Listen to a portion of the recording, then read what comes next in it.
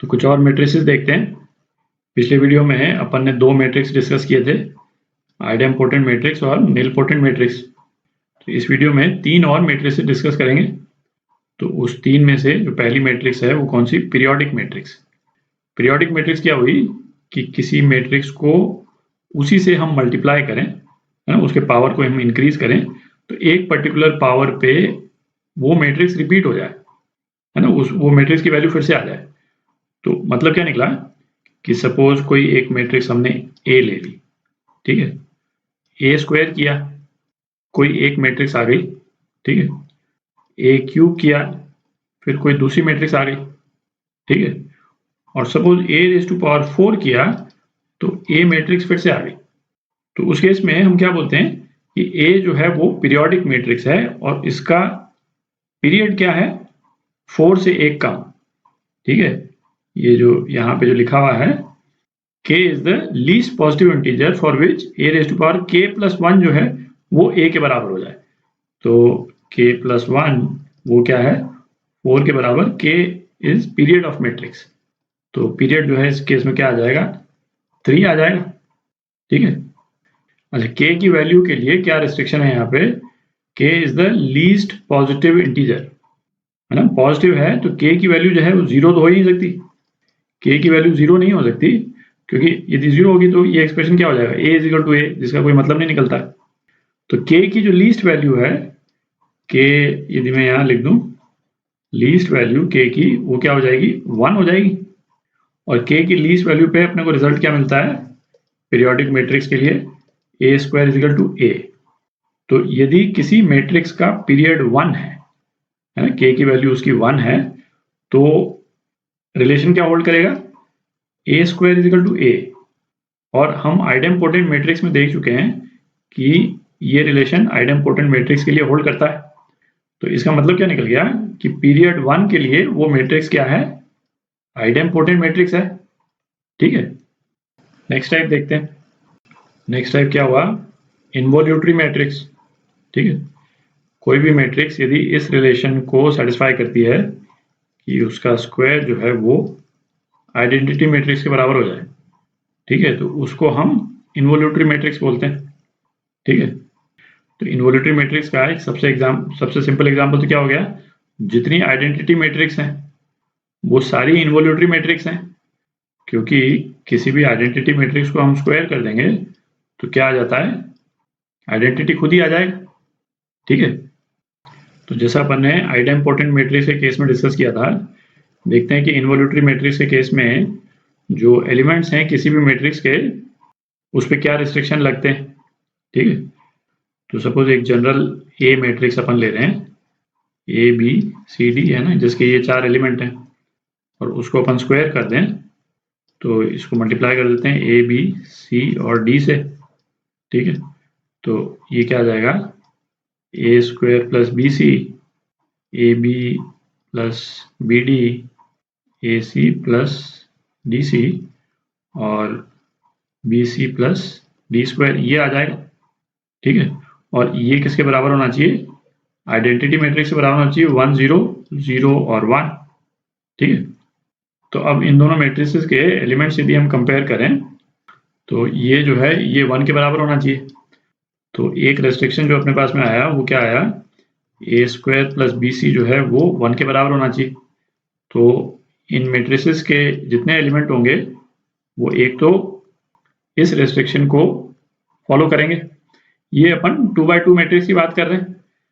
यदि हम 3x3 matrix लेते हैं तो ऑब्वियसली, है ना, एलिमेंट्स ज़्यादा हो जाएंगे, पर जिस प्रिंसिपल्स पे हम निकालेंगे वो प्रिंसिपल तो सेम ही रहेंगे, ठीक है।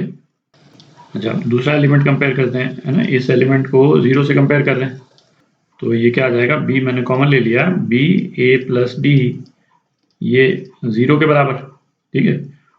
और एक इसको भी हम कंपेयर कर लेते हैं 0 से, तो इस केस में क्या आ जाएगा? c कॉमन है, ये a है, a plus D is equal to 0, ठीक है। तो अब इसका इम्प्लीकेशन क्या हो सकता है कि भाई या तो b 0 हो और a जो है वो माइनस डी के बराबर हो, ठीक है।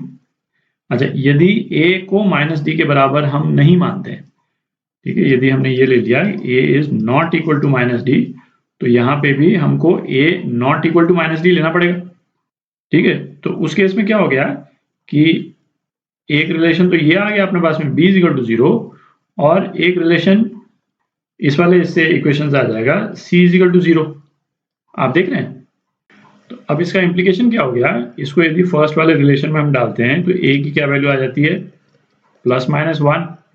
ठीक है, और ये जो इसका लास्ट वाला जो एलिमेंट है इसको हम 1 से कंपेयर कर दें और b और c यदि 0 है तो हमारे पास में क्या आ जाएगा, d इज इक्वल टू +-1। ठीक है, और a जो है वो -d के बराबर नहीं है।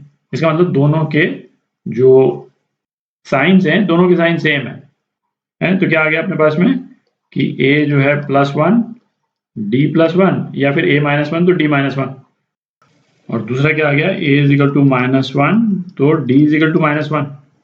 ठीक है, तो दो मैट्रिसेस क्या आ गई अपने पास में, एक तो आइडेंटिटी मैट्रिक्स ही आ गई है ना, a+1 d+1, है ना, वो तो अपन डिस्कस कर ही चुके हैं भाई। एक तो आइडेंटिटी मैट्रिक्स तो सबसे कॉमन टाइप की इन्वोल्यूटरी मैट्रिक्स हो गई, और दूसरा क्या आ गया, -1 0 0 -1। ठीक है, एक मैट्रिक्स ये आ गई, इसको भी इसी मैट्रिक्स से आप मल्टीप्लाई कर देंगे तो अपने पास में क्या आ जाएगा, आइडेंटिटी मैट्रिक्स आ जाएगी, है ना, -1 मल्टीप्लाई होगी +1 हो जाएगा।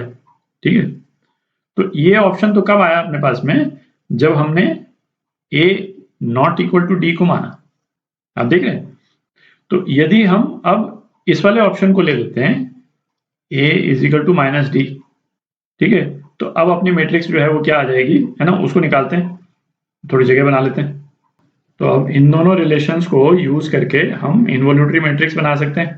ठीक है, हम a की कोई भी वैल्यू ले लें, a की वैल्यू सपोज हमने 2 ले ली, तो a को 2 भर दिया। ठीक है, d कितना है, d -a के बराबर है, यहाँ -2 आ गया। ठीक है, अच्छा, अब bc जो है वो कितना हो जाएगा, bc जो है ना 1 - a² है, तो bc जो है आपका -3 हो गया। ठीक है, तो इसमें आप b और c की आप कोई भी वैल्यू ले लें, b को यदि हम 1 ले लेते हैं तो c जो है -3 हो जाएगा, या b को आप -1 ले लें तो c जो है वो 3 हो जाएगा। ठीक है, तो हम b को 1 ले लेते हैं, b को 1 ले लिया, c जो है वो -3 हो गया।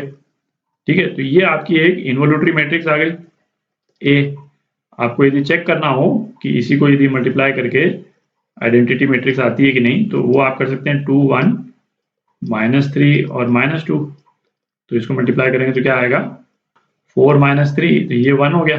ठीक है, फिर 2 - 2, ये 0 हो गया, ये कितना हो गया, -6 + 6 0, और -3 + 4 ये 1। ठीक है, तो ये इन्वोल्यूटरी मैट्रिक्स आ गई। ठीक है, इसी तरह से मतलब आप कोई भी वेरिएशन कर सकते हैं, a को आप 3 भी ले सकते थे, है ना, कुछ और मैट्रिक्स आ जाती। तो इन दोनों मैट्रिक्स के अलावा, है ना, आप किसी भी तरह की 2x2 जनरल मैट्रिक्स इन दोनों रिलेशंस को यूज करके निकाल सकते हैं। ठीक है, एक और टाइप देखते हैं। तो अब ये टाइप देखते हैं ऑर्थोगोनल मैट्रिक्स। ऑर्थोगोनल मैट्रिक्स क्या हुई कि जिस मैट्रिक्स को यदि उसके ट्रांसपोज से हम मल्टीप्लाई कर दें तो आइडेंटिटी मैट्रिक्स आ जाए। इन्वोल्यूटरी में क्या था, उसी से हम मल्टीप्लाई करते हैं तो आइडेंटिटी आ जाता है। इसमें हमने उस मैट्रिक्स के ट्रांसपोज से उसको मल्टीप्लाई कर दिया तो आइडेंटिटी मैट्रिक्स आ गया। अगेन एक चीज तो क्लियर ही है कि जो आइडेंटिटी मैट्रिक्स है वो ऑर्थोगोनल मैट्रिक्स भी होती है। ठीक है, क्यों, क्योंकि आइडेंटिटी मैट्रिक्स का ट्रांसपोज जो है वो तो खुद ही आइडेंटिटी मैट्रिक्स से बराबर होता है। ठीक है, रो और कॉलम इंटरचेंज करने से इस पे आइडेंटिटी मैट्रिक्स पे कोई फर्क नहीं पड़ता। ठीक है, तो अब ऐसा करते हैं, अगेन है ना, एक जनरल मैट्रिक्स लेते हैं और देखते हैं कि किस तरह से ऑर्थोगोनल मैट्रिक्स के एलिमेंट्स जो हैं वो हम ला सकते हैं। तो हमने एक जनरल मैट्रिक्स ले ली, ए बी सी और डी। ठीक है, अच्छा, अब ए बी सी का इसका ट्रांसपोज जो है मैं यहाँ ले लेता हूँ। तो ट्रांसपोज क्या हो जाएगा इसका, ए सी, रो और कॉलम इंटरचेंज कर रहे हैं अपन, बी और डी, ये हो जाएगा ट्रांसपोज। तो अब जो है इसको इसी के ट्रांसपोज से अपन मल्टीप्लाई कर देते हैं, तो ये क्या आ गया, ए सी बी और डी आ गया। ठीक है, तो ये क्या आ जाएगा, a square plus b square a c plus b d a c plus b d और c square plus d square. ठीक है, और ये क्या है, ये आइडेंटिटी मैट्रिक्स के बराबर। ठीक है, अपने पास में क्या रिलेशन आ गई इससे, ए स्क्वायर प्लस बी स्क्वायर ये तो 1 के बराबर आ गया। ठीक है, फिर आपका सी स्क्वायर प्लस डी स्क्वायर ये भी 1 के बराबर आ गया। ठीक है, इसको इससे कंपेयर कर दिया और इसको इससे कंपेयर कर दिया। अच्छा, ये दोनों एलिमेंट्स तो सेम ही हैं और ये दोनों एलिमेंट्स जो हैं वो क्या हैं, ए सी प्लस बी डी ये 0 के बराबर। तो इस तरह के रिलेशन को यदि हमको सेटिस्फाई कराना है तो ए बी सी डी की क्या वैल्यूज हम ले सकते हैं भाई, ए को यदि हम कॉस थीटा ले लें तो बी जो है वो क्या हो जाएगा, साइन थीटा हो जाएगा। ठीक है, अच्छा ये चीज अपन ध्यान रखें कि ए सी जो है वो माइनस बी डी के बराबर है। ठीक है, तो यदि हम सी को यदि साइन थीटा लेते हैं तो डी जो है वो क्या हो जाएगा, माइनस कॉस थीटा हो जाएगा। ठीक है, और या फिर उल्टा भी कर सकते हैं इसको, सी को यदि हम माइनस साइन थीटा लेते हैं तो डी क्या हो जाएगा, कॉस थीटा हो जाएगा। ठीक है, तो ये दोनों ही ऑप्शंस करेक्ट हैं। तो अपने पास में जो दो ऑर्थोगोनल मैट्रिक्स आ गई, ये कौन सी आ गई भाई, एक तो ये आ गई कॉस थीटा, बी जो है वो साइन थीटा, सी साइन थीटा है और ये माइनस कॉस थीटा, एक तो ये आ गया और दूसरी क्या आ गई, cos theta sine theta minus sine theta और कॉस थीटा, है ना। ये दोनों मैट्रिसेस जो हैं वो ऑर्थोगोनल मैट्रिक्स हैं। तो ये पांचों मैट्रिक्स जो हैं, है ना, इंपॉर्टेंट डेफिनेशंस हैं। तो इनके कैरेक्टरिस्टिक्स जो हैं वो हमको याद रहने चाहिए, है ना, इनको तो याद ही कर लीजिए।